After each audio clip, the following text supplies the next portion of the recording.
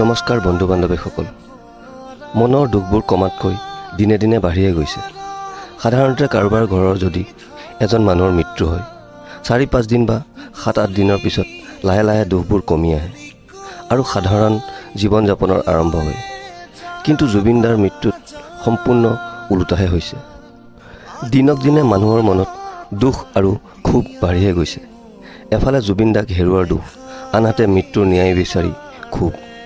মনবোৰ সঁচাকৈ ভাল নলগা হ'ল। কামে কাজে মন নবহা হ'ল। কিবা যেন এক বুজাব নোৱাৰা শোকে বুকুখন বিষাই থকা হ'ল। আজিৰ এই পূজাৰ বতৰতো মানুহৰ মনত উচ্ছাস উদ্দীপনা নাই, কেৱল মাত্ৰ দুখ আৰু দুখ। সামাজিক মাধ্যমত নিতৌ ভাইৰেল হৈ থকা ভিডিঅ'বোৰ দেখিলে মনটোক বুজাব নোৱাৰা হৈ পৰোঁ। কিমান যে মানুহক সহায় কৰি থৈছে তেওঁ জীৱিত অৱস্থাত হয়তো বহুতেই নাজানিছিল। এজন ৰিক্সাৱালাই সিদিনাখন কৈছিল ৪০ টকা ভাড়া হৈছিল, কিন্তু জুবিনে তেওঁক ৫০০ টকা দি গৈছিল। আমিতো সাধাৰণতে ৰিক্সাত উঠিলে ক'ত যাম সেইটো ক'ম আৰু সেইখিনি ঠাই পালে ভাড়াটো দি আমি গুচি যাওঁ। কিন্তু জুবিন দা সম্পূৰ্ণ বিপৰীত। গোটেই ৰাস্তা তোমাৰ ঘৰ ক'ত, দিনটোত কিমান উপাৰ্জন কৰা, আজি কিমান উপাৰ্জন হ'ল, দিনটোৰ উপাৰ্জনেৰে ঘৰখন চলেনে, এনেবোৰ প্ৰশ্ন কৰি নামি আহোঁতে শেষত দিবলগীয়া ভাড়াতকৈ অধিক ধন দি ৰিক্সাৱালাক বিদায় দিয়ে। এয়াই আমাৰ জুবিন। তেওঁক আমি কি বুলি সম্বোধন কৰিম? ভগৱান নে দানবীৰ নে মানুহৰ বাবে মানুহ? সঁচাই ভাবিলে আচৰিত লাগে। এটা সুৰীয়া কণ্ঠৰ লগতে এটা শক্তিশালী কণ্ঠৰ গৰাকী আছিল তেওঁ। মানুহৰ বাবে জীয়াই আছিল তেওঁ। প্ৰকৃতিক ভাল পাইছিল তেওঁ। এজোপা গছৰ কিমান প্ৰয়োজন তেওঁ ভালদৰে বুজিছিল। গছ ভাল পোৱা মানুহ আছিল তেওঁ। জীৱ জন্তুক ভাল পাইছিল, সেয়েহে জীৱ জন্তুবোৰ অনুৰাগী হৈ পৰিছিল তেওঁ। যেন জীৱ জন্তুবোৰৰ ভাষা তেওঁ বুজি পাইছিল আৰু জীৱ জন্তুবোৰে তেওঁৰ ভাষা। কিমান গভীৰভাৱে ভাল পাইছিল জীৱ জন্তুবোৰে তেওঁক। জুবিন দাৰ ফটোখনৰ আগত থিয় হৈ দুধাৰি চকুলো বোৱাই সাৰগৰুতে শ্ৰদ্ধাঞ্জলি জনোৱা কাহিনীটো আমি দেখা নাছিলোঁ।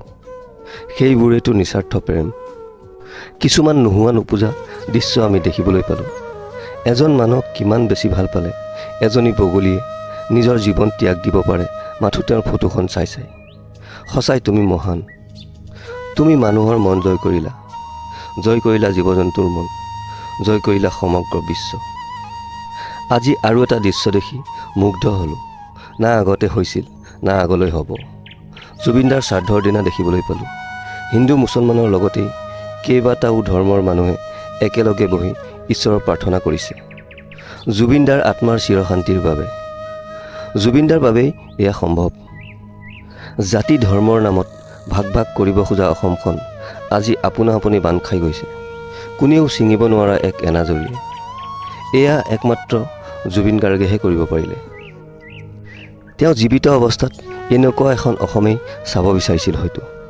সেয়েহে তেওঁৰ মৃত্যুৰ পিছত অসমবাসীয়ে কৰি দেখুৱাই দিলে। এতিয়া হয়তো তেওঁৰ আত্মাই শান্তি পাইছে। এইবোৰ দেখি চাগে সমাজখন ভাগ কৰিব বিচৰাসকলৰ চকুত টোপনি নোহোৱা হৈছে। কাৰোবাৰ টোপনি নাইকিয়া হৈ যাওক, সেই শক্তিবোৰে যিমানেই চেষ্টা নকৰক লাগে, আমি অসমবাসীয়ে কেতিয়াও আৰু ভাগ হ'বলৈ নিদিওঁ। কাৰণ জুবিন দাই এইখন অসমেই বিচাৰিছিল। আমি জুবিন দাৰ সপোন ভাঙিব নোৱাৰোঁ। যদি আপুনিও এই কথাত একমত, কমেণ্ট কৰি জনাব। আজিলৈ আহোঁ। ধন্যবাদ। জয় আই অসম।